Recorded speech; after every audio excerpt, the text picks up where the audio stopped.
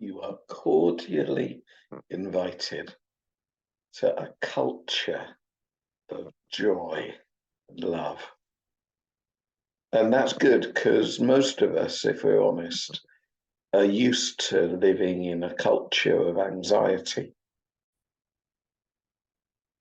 Take Exodus 32.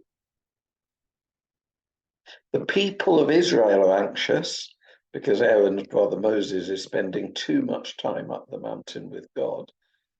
And Aaron is anxious because he's a sort of leader who tries to spot which direction people are heading in and then gets out in front of them. Right now, he spots that what the people want is a visible God. So he makes them a golden calf and throws them a party. He must have known on some level that he was making a terrible, terrible mistake. But that's what happens when you live in anxiety.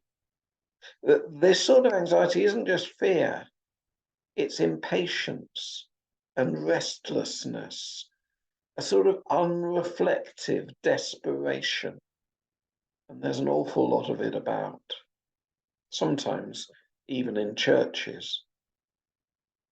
When churches manifest a culture of anxiety and a culture of invitation, we don't convey, come to Jesus, you will have life.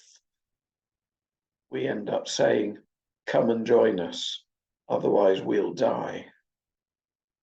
Okay, I think that's enough about anxiety.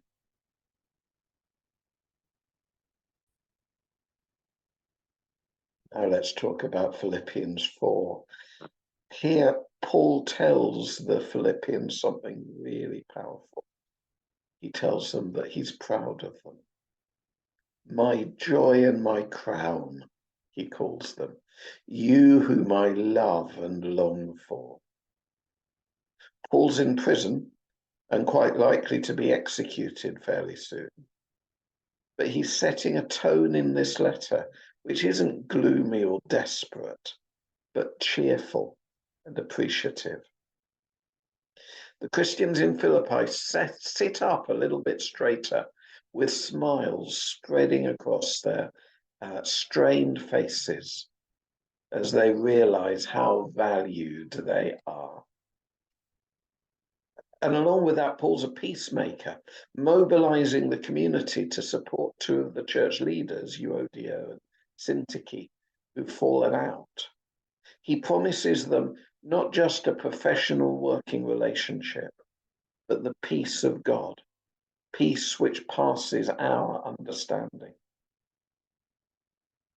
Paul is inviting the Philippians to a culture marked by gentleness, gratitude, and rejoicing. He encourages them to fill their hearts and minds with whatever is good and true and noble and praiseworthy. If the atmosphere around Aaron is anxiety, the atmosphere around Paul, despite the prison cell, is joy. And his letter transmits the joy all the way to Philippi, all the way to Finchingfield, all the way to Forest Gate. You've heard about being a non-anxious presence. Well, Paul manages to be a non-anxious influence even in his absence. These verses turn anxiety into joy. And it won't do for you and me just to say, well, I could do with a vicar like Paul or a bishop like Paul or a church warden like Paul. We need to do our part and build a culture of joy, a culture of peace, a culture where everyone is appreciated. Yes, including the vicar and the bishop and the church warden, because they're only human and they can't give what they haven't received. I've been helping out a set of parishes in a vacancy. So we did this exercise and I asked the congregation to write down on post-it notes what they most deeply longed for. Somebody wrote this: I want to feel better when I leave church than I did when I arrived. And I think that's fair enough, really. But here's the thing. You're not just a recipient of your church's culture, you contribute to it. If you come to church having filled your mind all week with whatever is true and of good report and honourable, then the joy will spill from you. And you'll do your part on a Sunday in creating the culture of joy that you long for.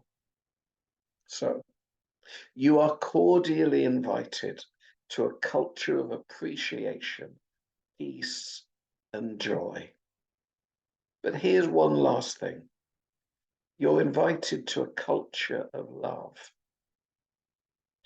This is deep.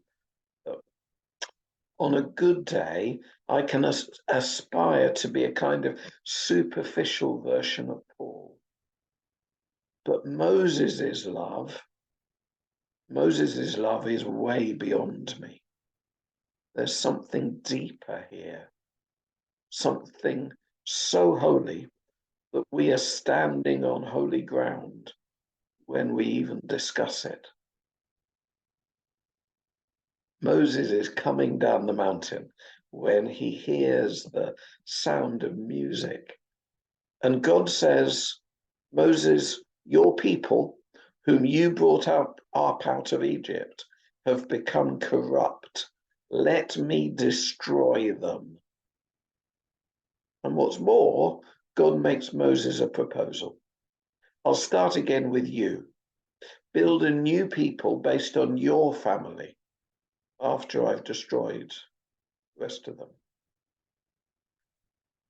And perhaps Moses is tempted. I mean, Moses is angry too.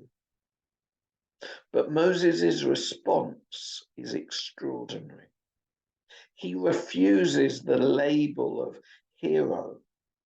God had called to the Israelites Moses' people, whom Moses brought out of Egypt, but Moses is having none of that. No, these are your people, he says, whom you brought out of Egypt with your great power and a mighty hand. Turn from your fierce anger, relent, and do not bring disaster on your people. If you're going to wipe anyone out, God, kill me. Right here, right now. Blot me out of the book of life. And then we read, the Lord relented and did not bring on his people, you notice they are now. Moses has persuaded God to own them. The Lord did not bring on his people the disaster that he had threatened. So, am I saying that you and I need to ward off God from one another because God wants to kill us? Absolutely not. Firstly, because God isn't like that. And secondly, you and I don't have to stand up like Moses and plead for mercy because somebody's already doing it. Jesus woke up a lot earlier than we did this morning. And before we made it to church or clicked on this YouTube URL, Jesus was already pleading for us before the Father. And the Father was not at all reluctant to listen. No, the Father was pleased to hear Jesus's prayer, and it brought God joy to answer with grace. It's not that God is horrible, but nice Moses or nice Jesus are standing in the way to protect us. No, no. God is rich in mercy, and nothing brings God as much pleasure as seeing Jesus championing us. In other words, if you and I want a Christian community marked by love, it's not going to be a matter of us trying harder and harder to love each other and atone for one another before a scowling God. The secret of loving community is to spend time contemplating the love of the Spirit who unites us, and the love of Jesus who went to hell for us, and the love of the Father whose whole being is glad to shower love upon us. heart deep, world transforming, sacrificial love. When it takes root, it's stunning. I've seen it. Not often, but I have seen it. One example, I was once part of a home group, and one of the group members was Canadian, and he received some terrible news. His mother back in Canada was dying. He couldn't afford the airfare to go and see her one last time. We prayed for him with tears. The next time the group met, there was cash on the table, enough money for him to get a flight. I didn't know where the money had come from, not right then, but later I heard the money had come from Petra, who'd recently become a follower of Jesus and had heard of my friend's need and had sold her car. She'd spend the next 5 years taking public transport. Was Petra repeating the action of Moses or Jesus? Well, no, of course not. But she had chosen to live in an atmosphere of love, and the love had rubbed off on her, and she loved in turn. Oh, believe me, I know the church is screwed up in so many ways. But hear the word of the Lord. You are nevertheless invited to a feast where the atmosphere is joy, peace, appreciation, and extraordinary sacrificial love. As a messenger, I invite you. Please come.